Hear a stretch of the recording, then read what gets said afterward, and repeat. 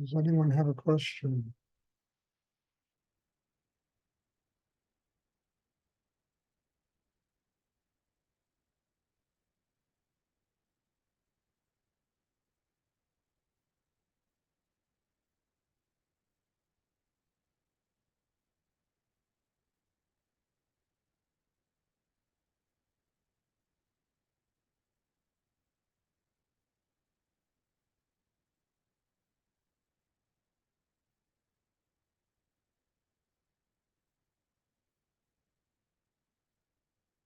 Someone must have a question.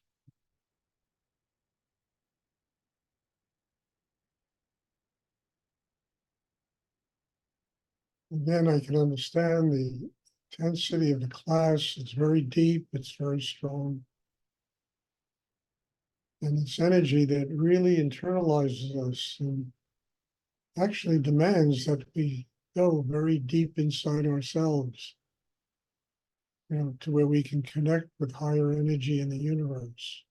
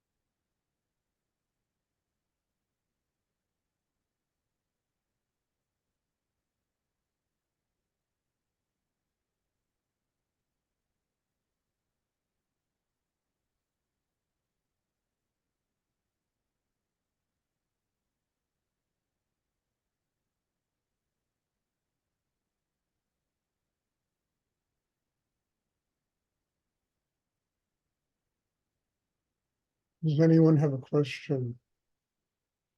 Like to ask?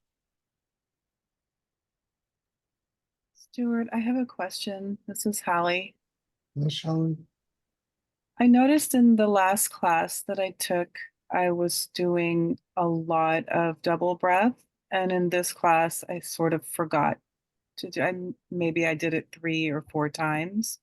So my question is there, which one is better, more or 3 or 4 times or? No, there's no rule about how many times you take the double breath. If you get into your head, you're thinking, daydreaming, drifting, then you just recenter yourself and you use the breathing to open yourself inside.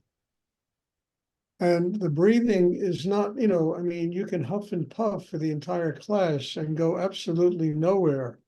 If there isn't gratitude in your heart, if your mind isn't focused below the navel, the mind isn't quiet, the whole thing is to get the chakra system open. And once it's open, the breath is powerful enough that it can truly strengthen the chakra system. Because every time you inhale, you take in life, you take in all of life. When you exhale, you let go of a part of yourself. So that, you understand the breath should be done in order to get yourself open. But before you even do the You have to be sure your mind is focused below the navel. You have gratitude. You do all these things, and then you take the breath, and it will expand the entire chakra system. So you can have one breath in a class, it's all right. If your chakra system is really open, that higher force of energy will flow down, and it will do more than all the breathing in the world to develop your chakra system to get closer to your enlightenment. So the breath is just an instrument. But along with the breath, you can't be sitting there and thinking and trying to breathe into the heart. It's not going to work. You have to feel gratitude. Can't be sitting there and thinking and trying to breathe below the navel. It'll just make you more tense. But if you're centered and then you take that breath, and then you might not have to take another breath for, who knows, maybe one or two more in the class. Or you might have to take 8 or 10 of them because you keep closing up and then you got to open and expand. And so there's no rule for this. Other than what your needs are in terms of developing a system inside that will get you, closer to the higher energy. Thank you. So you can go through a class for 3 breaths, you can go through a class for 20 breaths. If you take 20 breaths and you're just doing it, robotically, that's not working. If you take one breath and it's done consciously, it's working.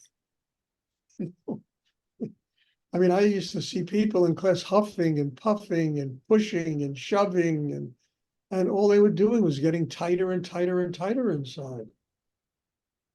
They didn't relax and just let it happen. And then take a breath in to expand what's happening.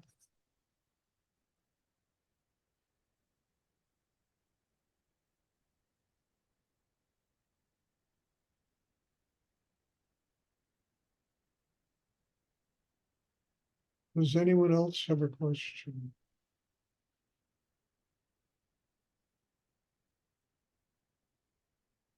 Stuart, hi, this is Gustin. I do have one question.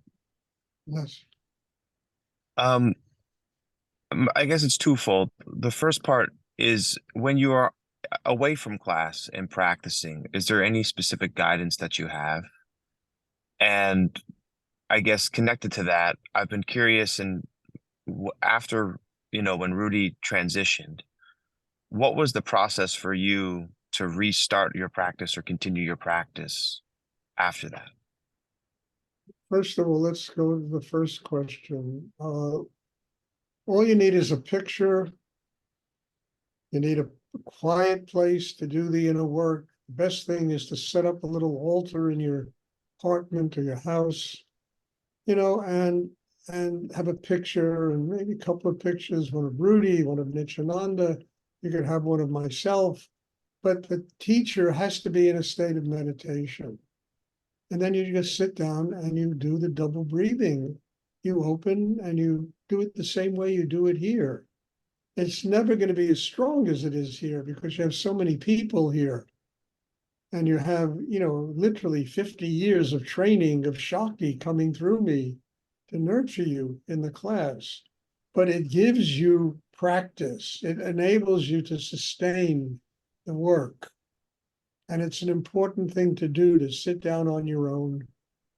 And just with a picture, here's a picture of Rudy, here's a picture of Nityananda. Just to focus yourself and to keep yourself from drifting all over the place. You stay focused on the teacher. And that's all it is. I mean, it's just a way of sustaining your inner work. And it'll take you deeper. It'll never take you as deep as a class, one of these classes, because there's so much energy here that you. And the second question, look, when Rudy took his samadhi, I mean, I was with him in the airplane. The only reason I survived was he put his soul force inside me. And I knew at that moment, I said to myself, Stuart, you know, now you'll find out what the last 6 years were all about. Did you learn what he had to teach you? Are you going to continue doing this work and continue doing it in a way where it keeps getting you closer and closer to God? And so there was no separation. You understand? There wasn't before and after. It was a continuum. I had responsibility. You understand? Rudy told me, learn what I teach. He said this a billion times already. Don't love me. Don't like. You don't have to even like me. Just learn what I have to teach. Said, if you learn what I have to teach and you can continue doing it, when I leave this place, I won't have to come back here anymore. And the moment I knew he was gone, you understand? I knew this was my job. I wasn't going to be able to accomplish it in 3 weeks. It's going to take years of working on myself. I was willing to invest that time, that energy, whatever I had to do, that commitment to say thank you to the person who gave me my life and made it possible for me to be sitting here and doing what I'm doing today. So there was no before and after. It was just a continuum of my commitment to this truly extraordinary meditation practice that I found that basically saved my life and put me on a path towards spiritual enlightenment. And out of gratitude to my teacher, I had no choice but to continue to do this.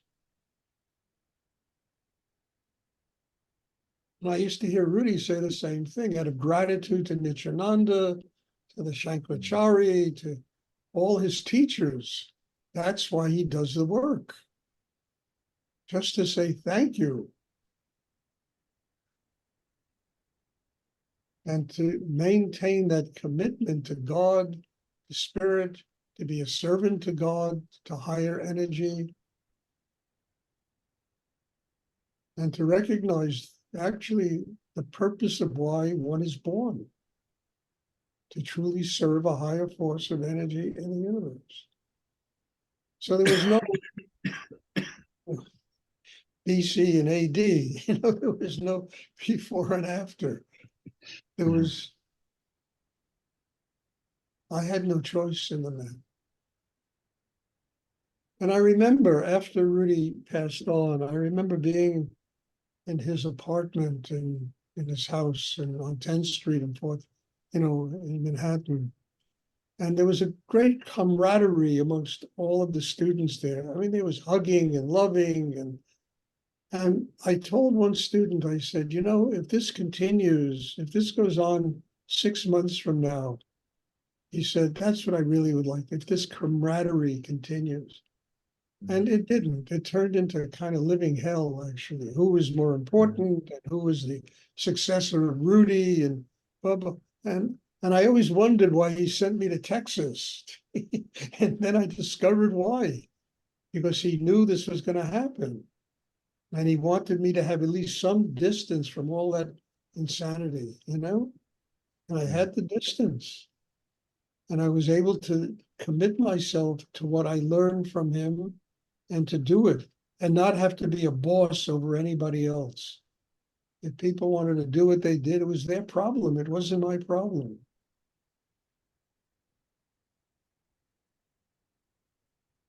So for me, there was no before Rudy and after Rudy. In fact, Rudy lives every moment in my heart. He's been there. When I was 6 years old, I used to lie in bed and I used to hear the name Rudy, Rudy. I really mean it. I would hear Rudy, Rudy. This went on for months. I would hear Rudy. I had no idea who Rudy was. And 19 years later, I met him.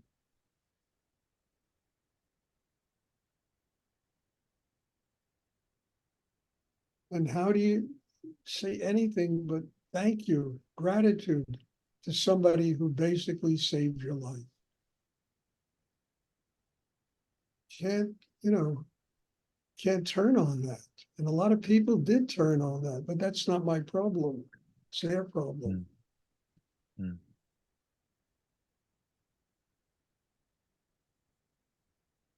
Thank you so much. Well, does anyone else have a question they would like to ask?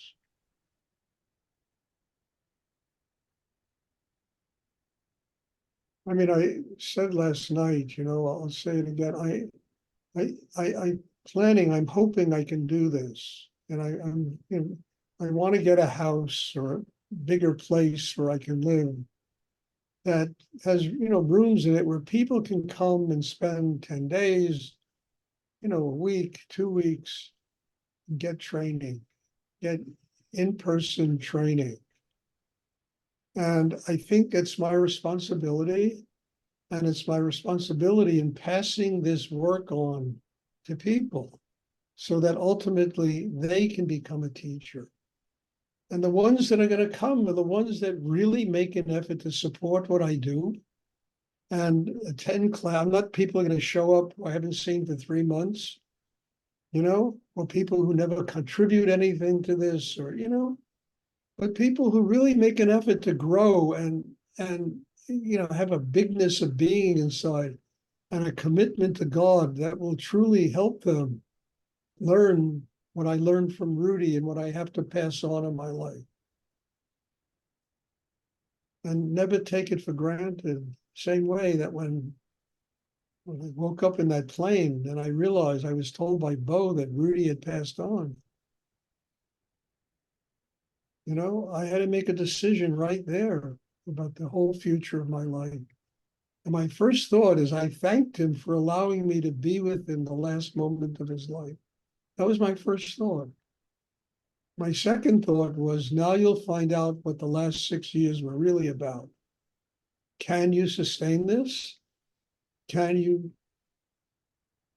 out of sheer gratitude to this extraordinary person who took you in and made a human being out of you, can you sustain it? And can you, bring up other people to do similar things? That's all this is about. Serving God.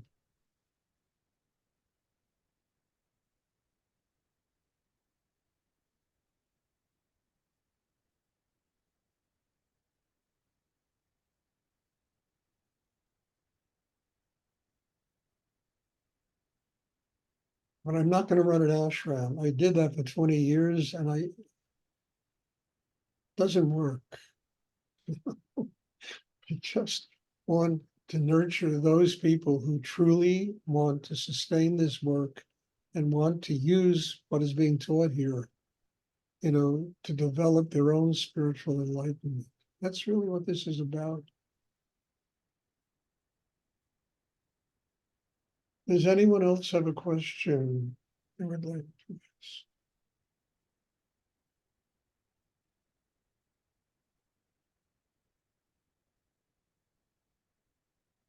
Okay, as I announced, earlier, I'm going to take 1 day off next week on Sunday. I need to take a break, a little rest. This has been really an intense period, this period between Rudy's Samadhi and his birthday. So I need to take a day and just absorb everything. And then there will be class on Tuesday, and I'm looking forward to seeing you. God bless you all. And thank you. Thank you for being in my life and being here and making me work on myself. And I need this. God bless you all. Thank you, Stuart. Stuart. Well, Thank you, sir. thank you very much.